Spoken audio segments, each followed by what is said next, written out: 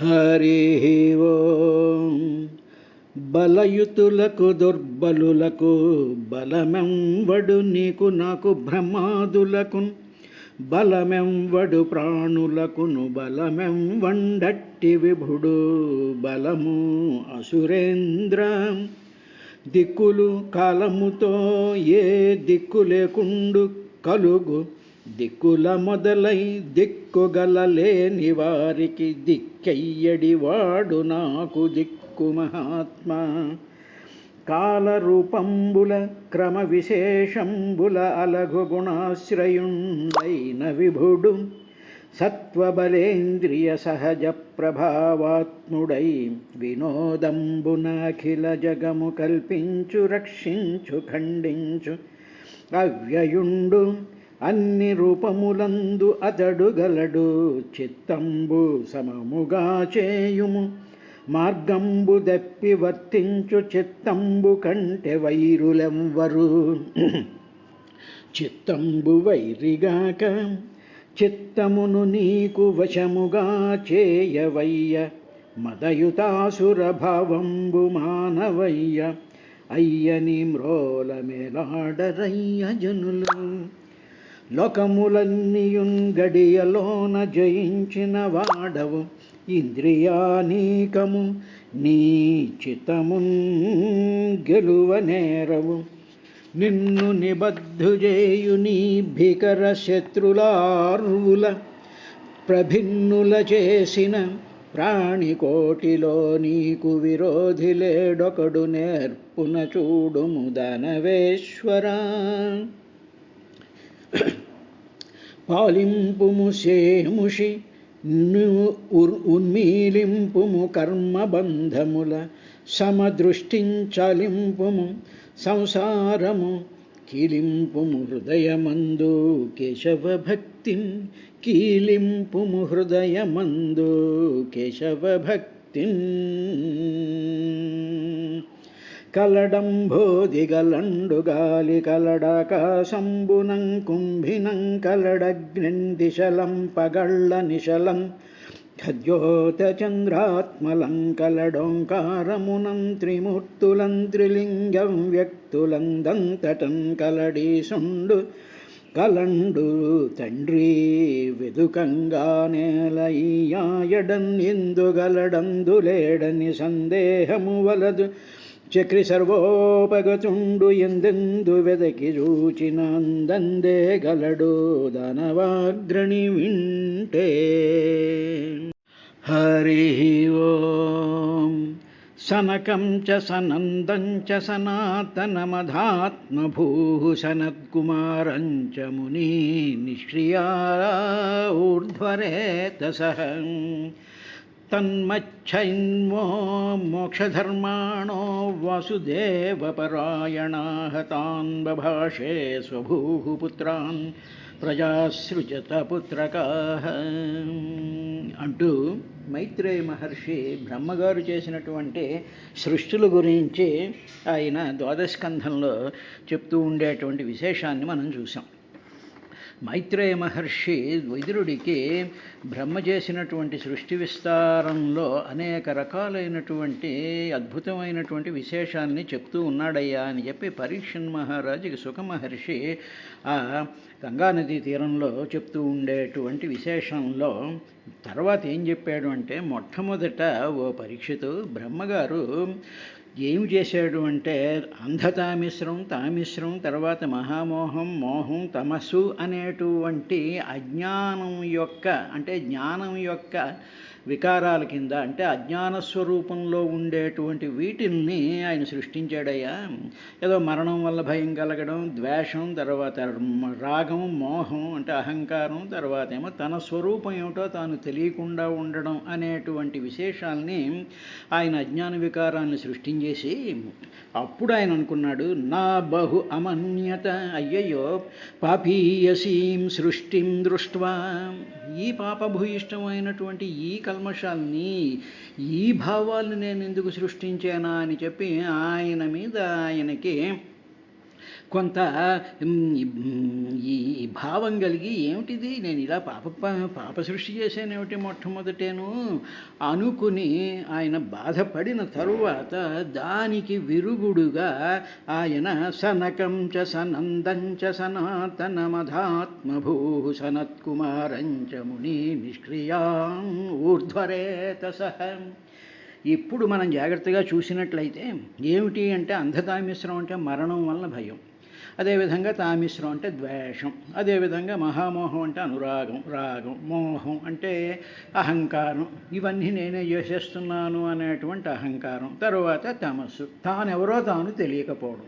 భాగవతం అంతా కానీ భగవద్గీత కానీ చెప్పేటువంటిది ఏమిటి అంటే మొత్తం మన అధ్యాత్మశాస్త్ర రహస్యాలన్నింటిలోనూ ఉండేటువంటి ఒకే ఒక పాయింట్ ఏమిటంటే తన స్వరూపం తనకు తెలియకపోవడం.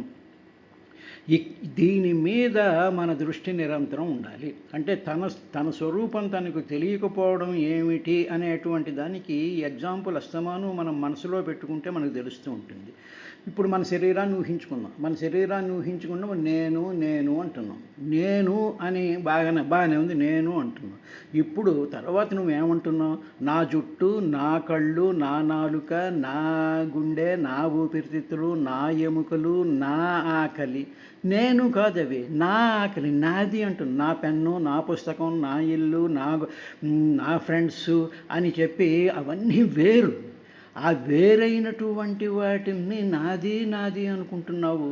కానీ అలాగ నాది అనుకుంటున్నటువంటి ఆ నేను ఎవరు? ఆ నేను నీ శరీరం కాదు. ఒకవేళ నీ శరీరమే అయినప్పుడు నాది అనంగా, అదే నువ్వే పెన్ను అయినప్పుడు పెన్ను నాది అనవు కదా. అంటే ఏమిటి? పెన్ను నాది అని నేను అంటున్నాను అంటే పెన్ను వేరు, నేను వేరు. నాకు ఆ వస్తువుతో ఒక సంబంధం ఉంది, ఒక లోభం ఉంది, ఒక స్వార్థం ఉంది దానితో. కాబట్టి ఇప్పుడు ఆ నేను అనేటువంటిది ఏమిటి? అది స్వస్వరూపము. కాబట్టి ఆ స్వస్వరూపము తెలియకుండా ఉండడమే తమస్సు. కాబట్టి దానినే అవిద్య అంటారు. అందువల్ల సాధనలో ఉండేటువంటి రహస్యం ఏమిటంటే నేను ఎవరు? ఒకసారి మనసులో మనం అలా కూర్చుని మన శరీరంలో నుంచి ఒక వెలుగు, ఒక పరంజ్యోతి, ఒక జ్ఞానం, ఒక సత్యం, ఒక ఎరుక, ఒక కాన్షియస్నెస్ మన శరీరంలో నుంచి ప్రవహిస్తూ ఉన్నది. ఆ ప్రవహించేటువంటి ఆ సత్యం, ఆ జ్ఞానం, ఆ గ్రహించేటువంటి శక్తి ఏం చేస్తుంది అంటే శరీరంతో కలిసిపోతోంది. ఉదాహరణకి ఒక గాజు బొమ్మల్లో మనం లైట్ పంపిస్తే ఆ లైటు గాజు బొమ్మనంతా ఆవరించేసుకుని గాజు బొమ్మలో కరిగిపోయి ఆ వెలుగంతా బయటికి వస్తూ ఉంటే అప్పుడు ఆ వస్తున్నటువంటి వెలుగు నేను గాజు బొమ్మను అనుకున్నట్టుగా ఆ వెలుగు వేరు. సర్వమున్నతని దివ్య కళామయమంచు విష్ణునందుల్లము చేరి చారడవి నుండుట మేలు నిశాచరగ్రణి. సర్వమున్ అంటే మన శరీరం సర్వము కూడా అతని దివ్య కళామయమంచు ఆ పరమాత్మ యొక్క దివ్యమైనటువంటి కళ అంటే శక్తి, తేజస్సు, ప్రభావము, వెలుగు, కాన్షియస్నెస్, అదంతా సర్వమున్నతని దివ్య కళామయము. ఆ కళతో శరీరం అంతా నిండిపోయింది. అది నేనంటేను, ఈ శరీరం కాదు అనేటువంటి స్పృహ లేకుండా ఉండడాన్నే తమస్సు అంటారు. కాబట్టి అది సృష్టిలోకి వచ్చేసింది.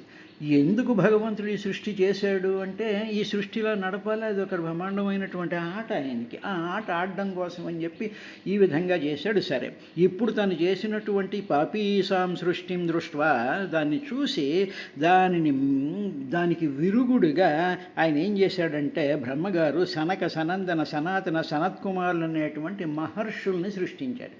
మహర్షి, ఋషి అంటే దృశ్యము చూడగలిగినటువంటి వాడు, అంటే లోపలికి వెళ్ళి చూడగలిగినటువంటి వాడు, అసలైనటువంటిది ఏమిటో చూడగలిగినటువంటి వాడు. కాబట్టి ఇప్పుడు నీరుందనుకోండి, అసలైనటువంటి చూపు ఏమిటంటే నీరుందనుకోండి, నీటిలో H2O అని ఉంటాయి. ఇప్పుడు మనం నీరు కింద చూస్తున్నాం, ఒక ద్రవం కింద చూస్తున్నాం. ఈ అసలైనటువంటి వాడు ఎలా చూస్తాడంటే 2 హైడ్రోజన్ యాటములు ఒక ఆక్సిజన్ యాటమ్ కింద చూస్తాడు. ఇంకా ఆ దృష్టి ఇంకా ఎలా చూస్తాడంటే ఆ హైడ్రోజన్ యాటమ్, ఒక హైడ్రోజన్ యాటము 2 హైడ్రోజన్ యాటము కలిసింది. ఆ హైడ్రోజన్ యాటంలో ప్రోటాను ఎలక్ట్రాను, తర్వాత ఇందులో ప్రోటాన్ ఎలక్ట్రాను, అలాగా ఆక్సిజన్లోను, ఆ విధంగా ఆ లోపలికి అంతరాలలోకి చూసేటువంటి లక్షణం ఎవరికైతే ఉంటుందో అటువంటి వాడిని ఋషులు అంటారు. కాబట్టి అటువంటి మహర్షుల్ని ఈ బ్రహ్మగారు సృష్టించారయ్యా విదురా. వాళ్ళు ఎటువంటి వాళ్ళు అంటే మునులు వాళ్ళు అంటే మౌనము, మునిని మననం చేసేటువంటి వాళ్ళు దేనిని మననం చేస్తూ ఉంటారు, దేనిని తలుచుకుంటూ ఉంటారు అంటే దేనిని మననం చేస్తారంటే ఆ పరబ్రహ్మ స్వరూప సర్వమున్నతని దివ్య కళామయము అన్నాను చూసారా, ఆ కళని, ఆ శక్తిని, ఆ ప్రభావాన్ని, ఆ పరంజ్యోతిని వాళ్ళ శరీరాల్లో నిత్యము మననం చేస్తూ వాళ్ళ శరీరం అంతా దాని చేతే నింపేసుకుని వాళ్ళకి మామూలు మాంసయుక్తమైనటువంటి శరీరం ఏమీ లేకుండా ఉండేటువంటి వాళ్ళు. తరువాత ఊర్ధ్వరేతస్సులు అంటే రేతస్సుని ఊర్ధ్వభాగాలకి పంపించగలిగినటువంటి శక్తి కలిగినటువంటి వాళ్ళు. ఇది యోగా సంబంధించినటువంటి విశేషం. తరువాత ఏమిటి, రేతస్సు అంటే ఆ శక్తి, ఆ ప్రభావము, దాంట్లో ఉండేటువంటి క్రియేటివ్ యాక్టివిటీ అంతటినీ కూడా వాళ్ళు కిందకి పంపించకుండా పైకి ఊర్ధ్వముఖంగా, అంటే ఊర్ధ్వం అంటే సహస్రారంలో ఉండేటువంటి ఆ పరబ్రహ్మ స్వరూపానికి పంపించగలిగినటువంటి వాళ్ళు, అన్నిటినీ కూడా చూడగలిగినటువంటి వాళ్ళు. అటువంటి సనక సనందన సనత్కుమార సనాతన్ అనేటువంటి నలుగురిని సృష్టించాడయ్యా. వాళ్ళ లక్షణాలు ఇవి. వాళ్ళు మొట్టమొదట మునులు, తర్వాత నిష్క్రియులు, వాళ్ళు ఏ పని చెయ్యరు. కర్మ చేసామంటే ఫలం అంటుకుంటుంది, ఫలం అంటుకుందంటే నిన్ను బంధిస్తూ ఉంటుంది. కాబట్టి వాళ్ళు ఏ పని చేయరు, నిష్క్రియులు, ఏ పని చేయకుండా ఉండేటువంటి వాళ్ళు. మూడవది ఊర్ధ్వరేతస్కులైనటువంటి వాళ్ళు. వాళ్ళని చూసి తాన్ బభాషే స్వభూ పుత్రాన్ ప్రజాసృజిత పుత్రకా తన్మై చన్ మోక్షధర్మాణో వాసుదేవ పరాయణ. అప్పుడు ఆ నలుగురిని చూసి బ్రహ్మగారు అన్నాడు, మీరు సంతానాన్ని కనండి అన్నాడు. ఎందుకు? భగవంతుడి యొక్క ఆజ్ఞ కదా. నాకు ప్రజాయే చాలా ప్రజలందరూ కావాలి, నాకు వృక్షాలు, చెట్లు, 84 లక్షల జీవరాశులు, వీళ్ళు చైతన్యంతో కూడుకున్నటువంటి ఈ జీవ సంబంధమైనటువంటి కావాలి అని చెప్పి పరమాత్మ ఆర్డర్. కాబట్టి అవి మీరు కూడా కనండి, నేను ఒక్కడిని ఎలా కనగలను, కాబట్టి మీరు కూడా వాళ్ళని, ఈ సృష్టిని, సంతానాన్ని కనండి అని బ్రహ్మగారు అంటే, వాళ్ళు మామూలుగా యాజిటీజ్గా మన లోకంలో సహజమే కదా, తండ్రి మాట పిల్లడు వినకపోవడం అనేటువంటిది. ఏదో రామచంద్రుడు వాడు విన్నారు కానీ తల్లిదండ్రుల మాట విన్నటువంటి కాలం వచ్చేసిందిగా. ఆ కాలం ఎందుకు వచ్చింది ఇప్పుడు అంటే, ఆనాడు సనత్కుమార సనాతనులు బ్రహ్మగారు మీరు పెళ్లి చేసుకుని సంతానం చేయండి అంటే మేము చేయంబో అన్నారండి. స్వయంభూడయుడు బ్రహ్మగారు తన పుత్రులతో మాట అనేటప్పటికీ వాళ్ళు మోక్షధర్మమందు, ఆత్మజ్ఞానమందు కూడా నిష్ఠ కలిగినటువంటి వాళ్ళు. మోక్షధర్మం, మోక్షం అంటే విముక్తి, to cut everything, all bondages అన్నీ పోవాలి. ఎప్పుడైతే బాండేజెస్ పోతాయో అప్పుడు మాత్రమే మనిషి ఆనందంగా ఉండగలడు. మనకి ప్రతి దానితోనూ కూడా బంధం ఉంటుంది.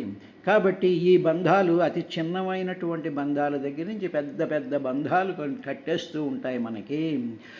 ఇటువంటి బంధాల నుంచి ముక్తి పొందడం, ఆ బంధం ఉంది అంటే మనకి వెంటనే బాధ కలుగుతూ ఉంటుంది. కాబట్టి ఆ బంధాలన్నీ తెంచుకునేటువంటి ఆ మోక్షధర్మం ద్వారా తానెవరో ఆత్మజ్ఞానమందు నిష్ఠ కలిగినటువంటి వాళ్ళు అందుమీద ఆ అసలైనటువంటి స్వస్వరూపమందు వాళ్ళు నిష్ఠ కలిగినటువంటి వాళ్ళు. అదొకటే కాదయ్యా, తన్నై మోక్షధర్మాణో, వాళ్ళు మోక్షధర్మవంతులే కాకుండా వాసుదేవ పరాయణ, మహాభగవద్భక్తులు. సమస్తంలోనూ కూడా వాసుదేవుణ్ణి వసించేటువంటి వెలుగు, అంటే ప్రతి దాంట్లోనూ కూడా ఏదైతే వెలుగుతూ ఉంటుందో జ్ఞానస్వరూపం కింద, సత్యస్వరూపం కింద, బ్రహ్మస్వరూపం కింద అనంతంగా ఏదైతే వెలుగుతూ ఉంటుందో ప్రతి దాంట్లోనూ అటువంటి అవ్యక్తంగా ఉండి అన్నిటికీ ఆశ్రయమైనటువంటి ఆ వాసుదేవుని యందు పరాయణా, వాసుదేవ పరాయణులు, వాసుదేవులకి తమ శరీరాలు, మనసు, ఆలోచనలు అన్నీ కూడా వాసుదేవ పరం చేసేసి వాసుదేవుడు తప్ప మరి చూడనటువంటి వాళ్ళు ఇందుగలడందులేడని వాళ్ళు అలా చూస్తూ ఉంటారయ్యా అనేటప్పటికీ వాళ్ళకి బ్రహ్మగారి సంతానం కానండి, పెళ్ళిళ్ళు చేసుకోండి, తర్వాత పిల్లల్ని కానండి, వాళ్ళకి బారసాలు చేయండి, జుట్లు కత్తిరించండి, అవి చేయండి, వాళ్ళ కోసం ఉయ్యాలు కొనండి, ఇంకా ఒకటి కాదు కదా మనం చేస్తున్న పనులన్నీ కూడా చెయ్యాలి అంటే వాళ్ళు they wanted to be absolutely free. ఆ ఫ్రీడమ్ ఏమిటంటే ఏదో క్లబ్బుల్లోకి పబ్బుల్లోకి పోయి గెంతడం ఫ్రీనెస్ కాదండి. అది కాదు ఫ్రీనెస్ అంటే. మానసికంతో మనసుతో మనం పెట్టుకున్నటువంటి బంధాలన్నింటినీ చెడగొట్టడం. ఉదాహరణ మన బంధాలు సరదాగా చెప్పుకోవాలి అంటే ఉదాహరణకు అనుకోండి, ఏదో చీపురు కట్లు లేకపోతే కాళ్ళు తుడుచుకునే పీచుగుడ్డలు, ఏవో 2 అంట్ల గిన్నెలు బయట ఉండేటప్పుడు ఇంకా రాత్రిపూట అయ్యో అంట్ల గిన్నెలు ఉన్నాయి, ఎవడని ఎత్తుకుపోతాడేమో, చీపురు కట్ట వర్షంలో తడిసిపోతుందేమో, కాళ్ళు తుడుచుకునేటువంటి పీచిదే అయిపోతుందేమో, ఆ తర్వాత ఏమో ఈ కారులో పెట్రోల్ ఉందో లేదో, ఇంకా ఒకటి కాదు ఎవరైనా వస్తే వాళ్ళకి కాఫీ ఇవ్వాలేమో, ఇలాంటివి ప్రతి దాంట్లోనూ మానసికమైనటువంటి కంగారు, అలజడి ఇవన్నీ పెట్టుకుంటూ మేము చాలా వ్యక్తిగా ఫ్రీడమ్ ఏం ఫ్రీడమ్ ఉన్నా నువ్వు ఫ్రీగా లేవు. కాబట్టి ఇటువంటివి కొన్ని వందలు మన మనసుల్లో నిత్యం ఉంటాయి. కనీసం వాటిని వదుల్చుకోగలిగితే అప్పుడైనా సరే మోక్షం అనేటువంటి దాని వైపుకి మన మనసు వెళుతూ ఉంటుంది. కాబట్టి అది భాగవతం చెప్తోంది. వీళ్ళు ఈ నలుగురు కూడా దే రిజెక్టెడ్, మేము వినము అనేటువంటి వాళ్ళని నా ఐచ్ఛన్ ఇచ్చగుంచుకున్నాము. తాన్ బభాషే స్వభూపుత్రాన్ తాన్ ఆ పరబ్రహ్మ బభాషే వాళ్ళతో చెప్పారు.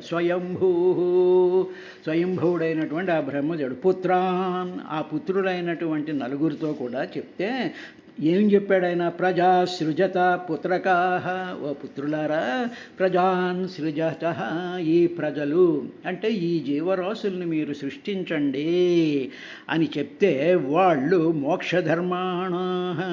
మోక్షధర్మమందు పరాయణ వాసుదేవపరాయణైనటువంటి వాళ్ళు దానిని తత్ న ఐచ్ఛన్ తన్నైచ్ఛన్ మోక్షధర్మాణో వాసుదేవపరాయణ తత్ ఆ ప్రపోజల్ని, ఆ రిక్వెస్ట్ ఆఫ్ దేర్ ఫాదర్ తత్ దానిని నా ఐచ్ఛన్ ఇచ్చగించలేదు. We don't want to do this అనేసి వాళ్ళు వెళ్ళిపోయారు.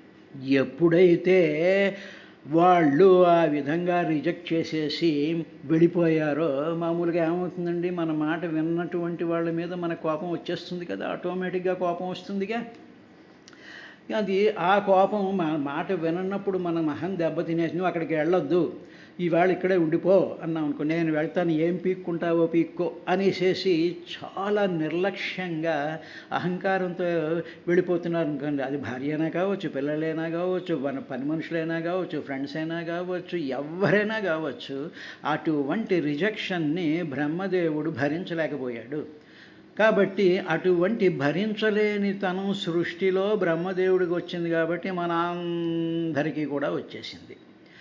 కాబట్టి ఆయన అప్పుడు ఏం చేశాడంటే బ్రహ్మదేవుడు అవధ్యాతసుతైరేవం ప్రత్యాఖ్యాతానుశాసనై క్రోధం దుర్విషహం జాతం నియంతుముపచక్రమే. ఈ విధంగా కొడుకులు నలుగురు కూడా తన మాటని కాదని తిరస్కరించేటప్పటికీ ఆ బ్రహ్మగారికి పట్టరానంత కోపం వచ్చేసి ఆయన పిల్లల మీద కోపం వచ్చేస్తుంది. మనకి వచ్చేటప్పటికి వాళ్ళని కొట్టలేము, వాళ్ళనేమో ఏం అనలేము, వాళ్ళని తిట్టలేము, ఏమీ చేయలేం. ఆ కోపాన్ని అణుచుకోవడానికి ప్రయత్నం చేస్తూ ఉంటాం. అందులో మన పిల్లలు కాబట్టి మన కడుపును పుట్టినటువంటి పిల్లల మీద వాళ్ళు ఏదో ఒక అల్లరి చేస్తారు, ఏదో కింద గ్లాజు వారేస్తారు, వాళ్ళకి కోపం వచ్చేస్తుంది.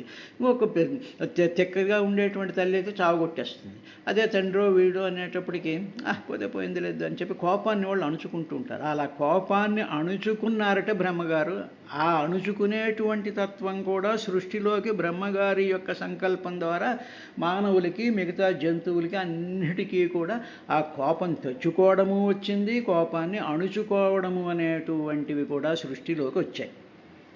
ఇప్పుడు మాట విననప్పుడు, ఉల్లంఘన జరిగినప్పుడు కోపం వస్తుంది అని చెప్పి శాస్త్రం ఏం చెప్పిందంటే, శృతి స్మృతి మమైవాజ్ఞేయస్తా ఉల్లంఘ్య వర్తతే ఆజ్ఞాచ్ఛేది మమ దేశ్య సమే వ్యధశ్చ జాయతే అని శివుడే ఒకానొక సందర్భంలో, ఇది భాగవతంలోది కాదు వేరే చోటది, శివుడే ఒక సందర్భంలో ఆయన చెప్పాడంటే, ఏం చెప్పాడంటే, ఎవరు వధింపబడిన వధకు అర్హులైనటువంటి, ఎవరిని చంపచ్చు, ఎవరిని శిక్షించవచ్చు అంటే ఆయన ఏం చెప్పాడంటే, శృతి స్మృతి మమైవాజ్ఞాయస్తా ఉల్లంఘ్య వర్తతే, అటు వేదాలు కానీ శృతులు కానీ తర్వాత స్మృతులు కానీ లేకపోతే నాలాంటి దేవతా స్వరూపాలు కానీ ఎవరైనా సరే ఆజ్ఞ చేస్తే వాటిని యహ తా ఉల్లంఘ్య వర్తతే,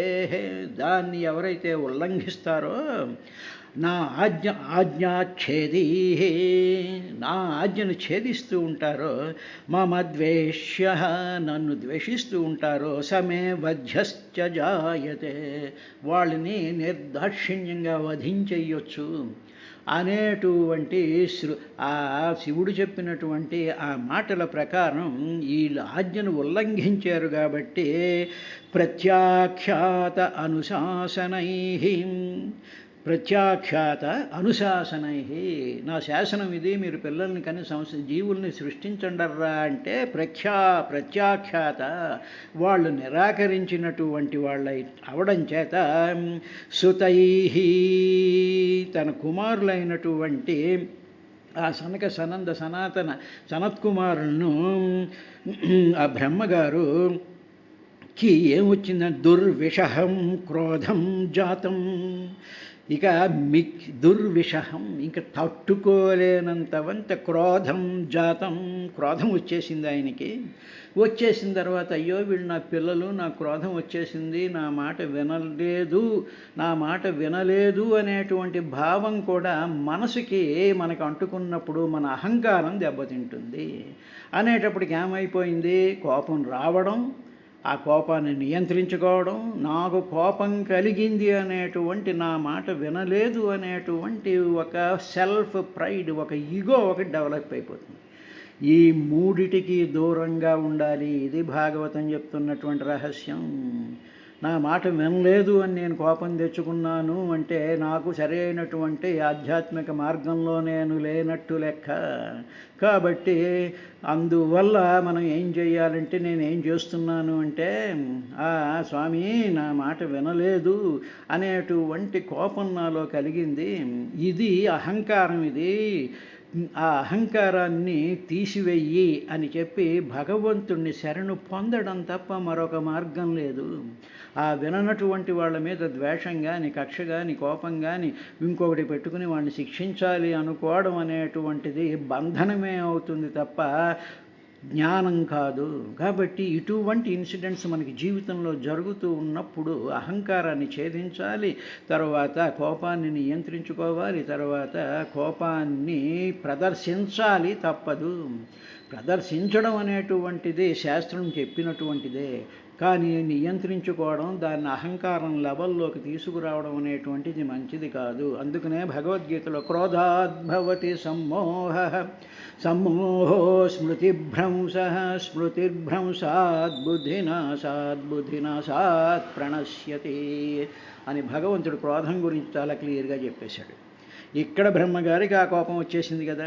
ఇప్పుడు మనకు డౌట్ రావచ్చు, ఏమండి బాగానే ఉంది, అసలు మొట్టమొదట సృష్టి చేశాడు కదా ఆయన, దృష్ట్వా పాపీసాం సృష్టిం, అవి ఏంటంటే అంధసామిశ్రం, తామిశ్రం, తర్వాత మహామోహం, మోహం, తర్వాత తమస్సు అనేటువంటి సృష్టి చేశాడు కాదు 5 వికారాలని. ఏమండి వాటిలన్నింటినీ డిలీట్ చేసేయచ్చు కదా అన్నాం అనుకోండి. డిలీట్ చేసినా సర్వర్లో ఉండిపోతాయండి. మన సెల్ ఫోన్లో డిలీట్ చేసేయచ్చు, లేకపోతే మన కంప్యూటర్లో ఫైల్ డిలీట్ అయిపోతుంది, కానీ అది మెమరీలో అలా ఉండిపోతుంది, సర్వర్లో అలా ఉండిపోతుంది. ఆ డేటాని మాత్రం ఇరేజ్ చేయడం అనేటువంటి సాధ్యం కాదు. కాబట్టి ఆ సృష్టిలో వాటిని అలాగే ఉంచేసేసాడు ఆయన. ఒక్కసారి బ్రహ్మగారి శరీరంలో నుంచి, మనసులో నుంచి వచ్చింది క్యాన్ నాట్ బీ డిలీటెడ్. దీనిని మనం ఏ విధంగా అర్థం చేసుకోవాలి అంటే, వీటిని డిలీట్ చెయ్యాలి అనేటువంటి తాపత్రయం కన్నా వాటిని డిలీట్ చెయ్యగలిగినటువంటి మెకానిజం కలిగినటువంటి ఆ పరమాత్మ యొక్క పాదాలని పట్టుకోవడం తప్ప మరొక మార్గం లేదు. మొత్తం సర్వర్నే బ్రేక్ చేసేయాలి. అంటే సృష్టి అనేటువంటి ఈ సర్వింగ్ మెకానిజంలో నుంచి పరమాత్మ అనేటువంటి ఆ మూలానికి వెళితేనే కానీ ఈ డిలీషన్ కుదరదు. ఇది అయిన తర్వాత అప్పుడు ఆ కోపంతో ఆయన ఆ కోపాన్ని ఆయన అణుచుకుంటూ మూతిలా ముడిచేసుకొని కనుబొమ్మల్ని దగ్గరగా చేసేసుకునేటువంటి స్థితిని ఆయన ప్రదర్శించాడు. ధియానుగృహ్యమాణోపి భ్రువోర్మధ్యాత్మ ప్రజాపతే సజ్జోజాయత తన్మన్యు కుమారో నీలలోహిత. అప్పుడు ఆపుకునే ప్రయత్నం చేస్తూ ఉండేటువంటి సందర్భంలో, కనుబొమ్మలు గట్టిగా ముడిపెట్టేటువంటి సందర్భంలో ఆ కనుబొమ్మల మధ్యలో నుంచి, ఆ కోపంలో నుంచి నలుపు ఎరుపు రంగు కలిగినటువంటి ఒక కుమారుడు పుట్టాడు. వారెవరో రేపటి కార్యక్రమంలో చూద్దాం.